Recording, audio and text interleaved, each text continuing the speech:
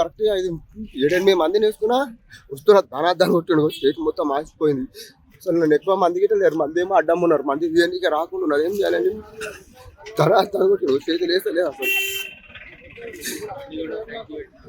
బండి గిట్ట సైడ్ ఉన్నారు, మళ్ళా బస్సులు లేవు, ఏమీ లేవు. ఎందుకు నా బండి ఎక్కిన ఉన్నారు, వీళ్ళు అన్నాడు కాదు పెద్ద మనిషి ఇంత కొట్టిండు.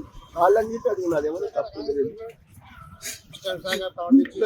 మొత్తం చేతి తిరిగిందో ఏమైంది ఏం అర్థం అయితే లేదు, లేస్తలేదు నాకు అసలు.